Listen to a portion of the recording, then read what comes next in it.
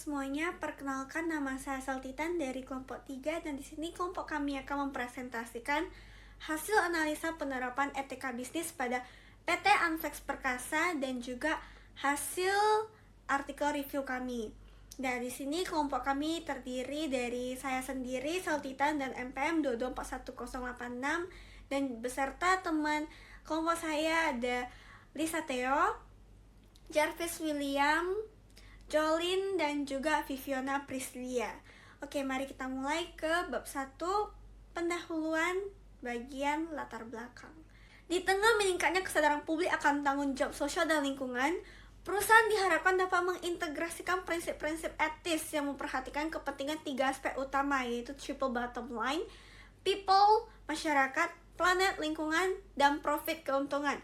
Prinsip ini mendorong perusahaan untuk mempertimbangkan dampak sosial dan lingkungan dari setiap keputusan yang mereka buat. Nah, di sini kelompok kami itu melakukan analisa penerapan etika bisnis dengan pendekatan yang lebih mendalam, yakni dengan mempertimbangkan berbagai elemen penting seperti bagaimana budaya organisasi di perusahaan yang mendukung penerapan etika bisnis, langkah-langkah strategis yang diambil perusahaan untuk tetap kompetitif di pasar tanpa mengabaikan prinsip-prinsip etis, serta praktik yang dilakukan oleh perusahaan yang berkaitan dengan etika lingkungan. Selanjutnya, menurut peneliti yang kami ambil sebagai referensi, dinyatakan bahwa etika dalam berbisnis yang menunjukkan kepedulian terhadap kesejahteraan karyawannya akan berfokus untuk mengembangkan pekerjaan ke arah yang lebih baik daripada sebelumnya. Selain itu, ada juga peneliti lain yang mengungkapkan bahwa karyawan harus disiapkan dengan karakter kerja yang akan ikut serta untuk mensukseskan visi dan misi perusahaan. Lebih daripada itu, ada peneliti lain yang menyatakan bahwa etika dalam kerja ikut berkontribusi dalam kesejahteraan pada kerja dan kehidupan karyawan. Kami juga menemukan peneliti-peneliti lain yang mengungkapkan bahwa ada beberapa cara atau strategi yang dapat diterapkan oleh perusahaan dalam membuat peraturan yang bermanfaat, seperti CSR atau Corporate Social Responsibility, yaitu tanggung jawab perusahaan terhadap lingkungan sekitar, dan juga green marketing, yaitu cara perusahaan memasarkan produknya dengan memberikan efek yang berguna bagi lingkungan sekitarnya. Nah, selanjutnya kita masuk ke bagian tujuan dan manfaat. Nah, tujuan dari penulisan laporan hasil analisa penerapan etika bisnis pada PT Anflex Perkasa antara lain adalah untuk yang pertama adalah untuk mempelajari bagaimana PT Anflex Perkasa menerapkan etika bisnis dalam kegiatan mereka sehari-hari, termasuk bagaimana cara mereka menangani tanggung jawab sosial, lingkungan, dan juga persaingan di pasar. Yang kedua adalah untuk mengetahui sejauh mana prinsip 3P, Planet, People, dan Profit yang diterapkan oleh PT Anflex Perkasa, serta memahami bagaimana prinsip ini itu mempengaruhi cara mereka beroperasi. Dan yang ketiga adalah untuk mengidentifikasi tantangan dan juga peluang dalam penerapan etika bisnis yang dihadapi oleh PT Anflex Perkasa.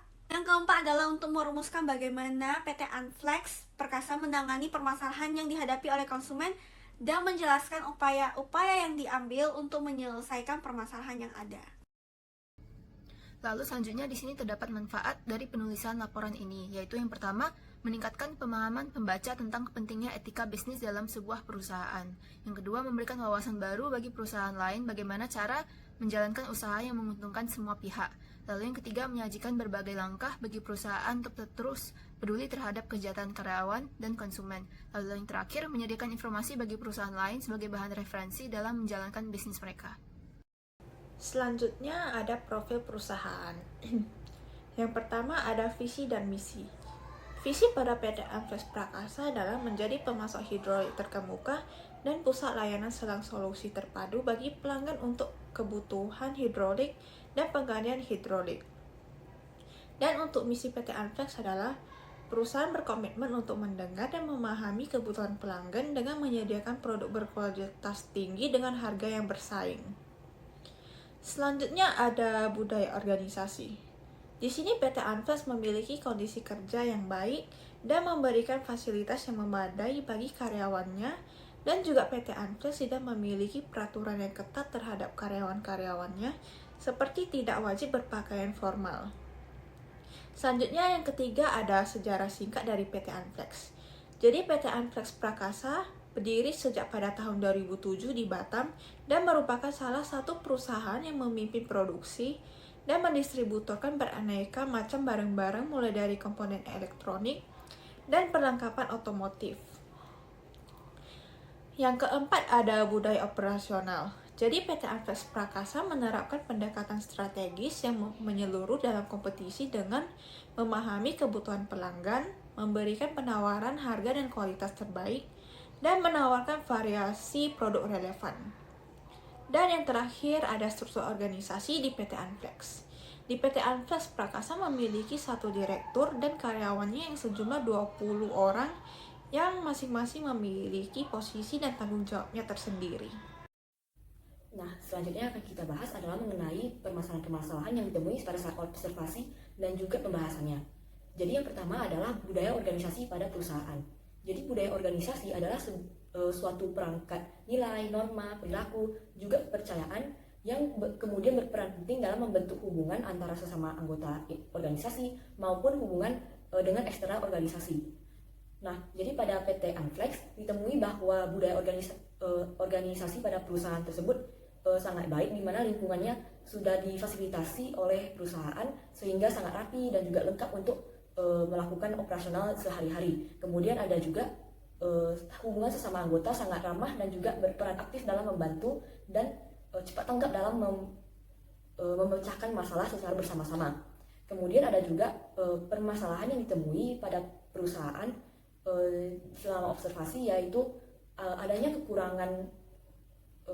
kekurangan pada tenaga kerja sehingga terjadinya suatu job desk overlap, di mana karena kekurangan tenaga kerja pada suatu departemen maka diambil beberapa tenaga kerja dari departemen sebelahnya untuk membantu departemen yang kekurangan tersebut. Nah, hal ini menjadi sesuatu hal yang dinormalisasi pada perusahaan tersebut, dan tentunya ini bukan hal yang bagus karena dapat menyebabkan kebingungan dan juga pemindahan peran dan tanggung jawab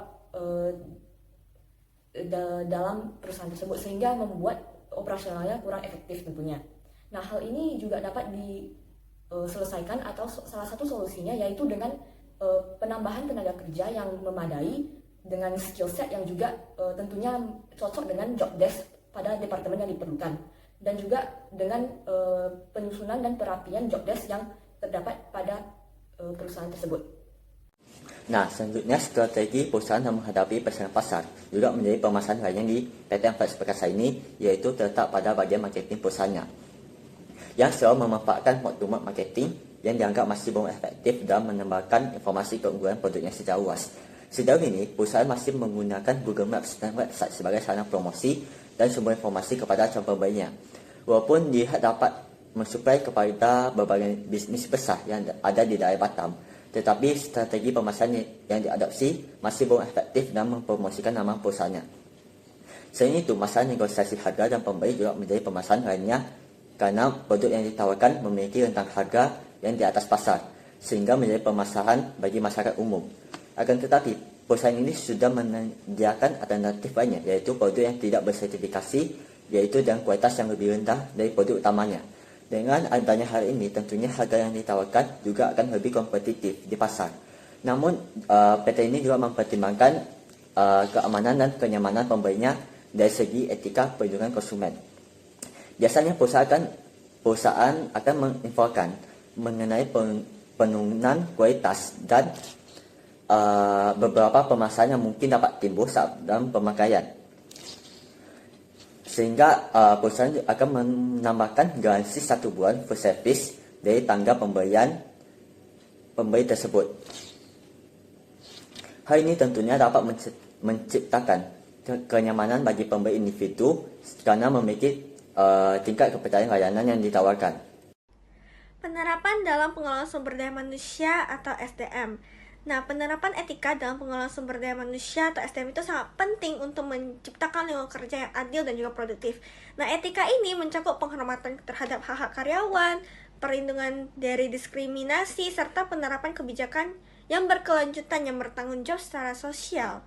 Nah, PT Anflex Prakasa itu adalah contoh perusahaan yang menunjukkan komitmen yang kuat terhadap kesejahteraan karyawan dengan menciptakan lingkungan kerja yang positif sehingga berdampak secara langsung pada peningkatan produktivitas karyawan dan juga kepuasan karyawan. PT Anflex Prakasa juga mematuhi semua regulasi ketenaga kerjaan di Indonesia seperti upah yang adil, jam kerja yang wajar, dan juga mencerminkan nilai etika yang diterapkan dalam pengelolaan sumber daya mereka.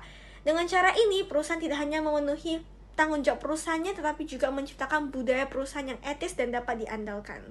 Selanjutnya ada strategi perusahaan untuk mengelola SDM dengan penerapan etika. Pada PT Anfex Perkasa, untuk strategi etika yang diterapkan dalam mengelola sumber daya manusia, termasuk kebijakan proses rekrutmen. Di dalam perusahaan tersebut tidaklah ada diskriminasi pekerjaan terhadap karyawan atau adanya penyebab diskriminasi pekerjaan. PT Anfex Perkasa mengikuti regulasi penerapan etika dalam mengelola sumber daya manusia. Dengan menerapkan strategi tersebut, PT Anfex Perkasa bisa mengevaluasi dan menerima karyawan yang terbaik untuk perusahaannya. Nah, yang selanjutnya adalah penerapan Good Corporate Governance yang merupakan prinsip tata kelola perusahaan yang bertujuan untuk memastikan perusahaan dikelola dengan cara yang transparan, akuntabilitas, dan bertanggungjawab yang diatur dalam Undang-Undang Nomor 40 Tahun 2007 tentang Perseroan Terbatas. Nah, PT Anfex Perkasa ini sudah mulai menunjukkan adanya penerapan tata kelola perusahaan dengan baik, yang ditunjukkan dengan adanya penerapan pada prinsip transparansi, yang dimana perusahaan menyampaikan informasi yang benar dan jujur kepada mitra bisnisnya maupun pelanggannya mengenai kondisi produk tersebut.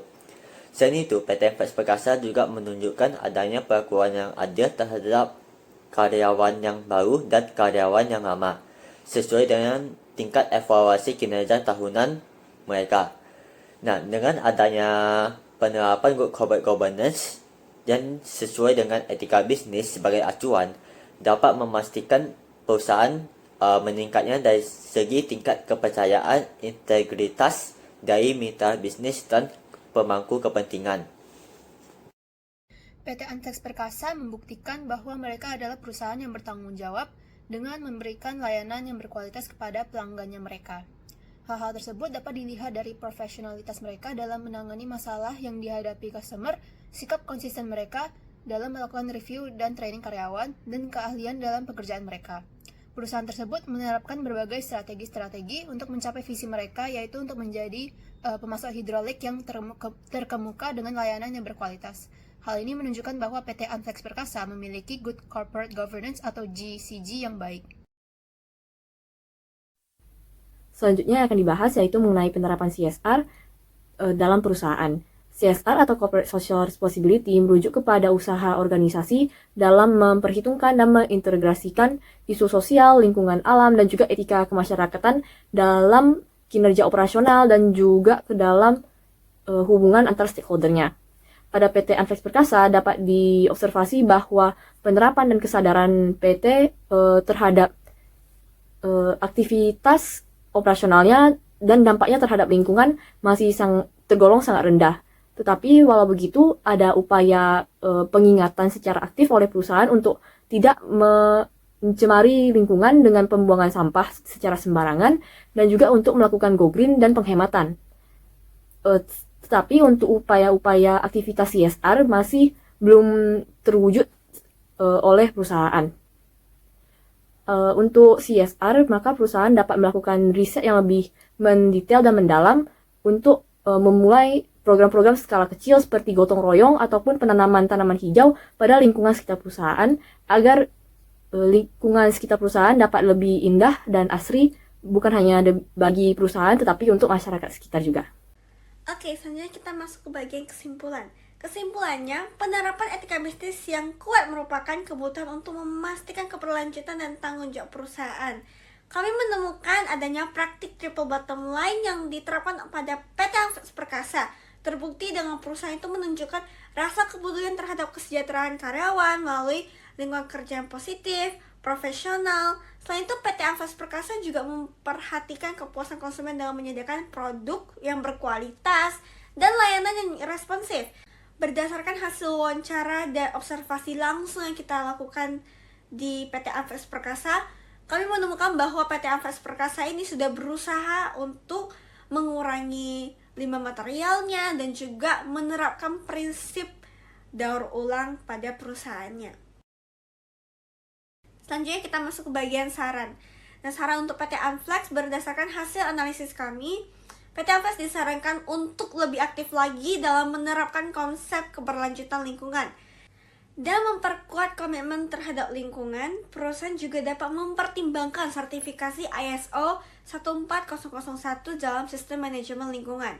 Selain itu, disarankan juga kepada PT Anves Perkasa untuk bisa memanfaatkan media sosial dan juga membuat situs website perusahaan agar dapat bisa meningkatkan kesadaran publik dan menjangkau audiens yang lebih luas lagi. Kalau saran untuk pembaca maupun pendengar yang mendengarkan presentasi ini, kami berharap agar perusahaan lain itu juga bisa mengimplementasikan prinsip triple bottom line sebagai prinsip etis dalam perusahaan mereka dalam jangka waktu yang panjang.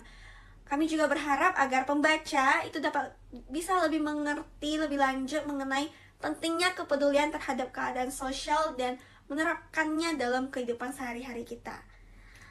Oke, sekian dari presentasi laporan hasil analisa penerapan etika bisnis pada PT Anves Perkasa.